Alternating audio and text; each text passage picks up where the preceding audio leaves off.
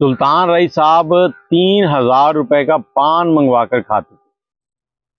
1985 के आसपास की कहानी है ये। और सुल्तान रईस साहब के साथ जो लोग काम करते थे उनकी जुबानी हमने सुनी और इस वक्त वो इंडस्ट्री के अंदर मौजूद हैं। अगर आपका भी दिल करे तो आप उनसे राब्ता करके ये सारी मालूमात हासिल कर सकते हैं। 1985 का दौर चल रहा है, सुल्तान रईस साहब के ऊपर अरूज का टाइम है और एक एक दिन के अंदर वो 5-5, 6-6 फिल्मों के सेट के ऊपर शूटिंग करते थे और कभी किसी सेट के ऊपर लेट नहीं हुए थे। और इसके साथ ही सुल्तान रईस साहब जब किसी फिल्म के सेट के ऊपर पहुंचते थे तो वहां पहुंचने के बाद वो कभी वहां से खाना भी नहीं खाते थे। अक्सर उनको सिर्फ और सिर्फ पान खाते हुए देखा गया था। सुल्तान रईस साहब पान बहुत ज्यादा खाते थे और जब वो घर से निकलते थे अपने पान जो है वो साथ लेके आते थे। लेकिन फिर ये कौन सा पान था जो 3,000 रुपए में एक पान मंगवाते थे। सुल्तान रईस एक ऐसा शख्स गुजरा है जो दरिया दिल दरवेश आदमी था और वो बहाने ढूंढता था लोगों में पैसे बांटने के। अब जैसे ही वो सेट पे पहुंचता था, मैंने आपको बताया, वो उस टाइम से पहले जो है वो सेट के ऊपर पहुंच जाता था। ये उसकी एक खूबी थी। और उससे पहले जो एक्स्ट्रा या कोई भी अदाकार होते थे जिनमें सरे फहरिस्त शेर खान है, वो इस वक्त हयात हैं, आप उनसे ये मालूमात ले सकते हैं, तो वो भी मौजूद होते थे। उनके साथ कोई 2-3 और भी अदाकार मौजूद होते थे वहां सेट पर, क्योंकि ये लोग जो थे ये स्टूडियो के अंदर ही रहते थे। दूसरे इलाकों से आए हुए थे तो स्टूडियो के अंदर ही रिहाइश होती थी इनकी, तो ये सुबह जल्दी पहुंच जाते थे सेट पे।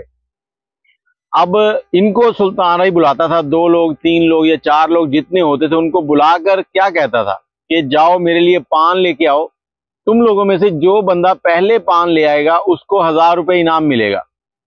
अब इनकी दौड़ लग जाती थी, ये भागते हुए जाते, कभी शेर खान पहले ले आया, कभी दूसरा पहले ले आया, कभी तीसरा पहले ले आया।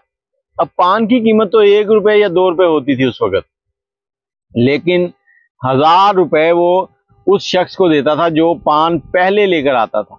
अब जो पहले ले आया वो तो खुश हो गया, जो दूसरे 2 लोग होते थे पान लेके आते थे वो बेचारे खड़े हो जाते थे खामोशी से और देख रहे होते थे कि हम हार गए हैं। तो सुल्तान रईस जब ये चीज फील करता था कि ये महसूस कर रहे हैं कि इनको इनाम नहीं मिला, तो 1,000 रुपए निकाल के उनको भी दे देता था। अब सुल्तान रईस साहब के बारे में बहुत सी बातें आपने सुनी होंगी, कुछ अजीबो-गरीब भी, लेकिन वो ऐसा शख्स था जो किसी के साथ झगड़ा नहीं करता था। और जब वो सेट पे आता था, आते ही उसका एक कलाम के नलका आ गया जे पानी पार लो, काट लो पानी जिन्ना करना, कि वो अपने अदाकारी की जो थी ना उससे हटके कोई काम नहीं करता था इजाफी। और उसकी फिल्मों में उसको इतना अरूज मिला कि आपने देखा कि उसके अरूज जो था ना 1971 से शुरू हुआ है और 1996 उसकी मौत तक वो जारी रहा। अब हो सकता है सुल्तान रईस आज भी जिंदा होते तो फिल्मों में हीरो आ रहे होते। उसने लाचा कुर्ता और जो ये पिस्तौल बंदूक का जो कल्चर था वो मुतारफ तो करवाया, ठीक तो नहीं था, क्योंकि वो खुद भी कई बार कहते थे कि मैं चाहता हूं कि मुझसे कुछ ऐसा काम ले लो जो जिंदगी आने तक देखा जाए।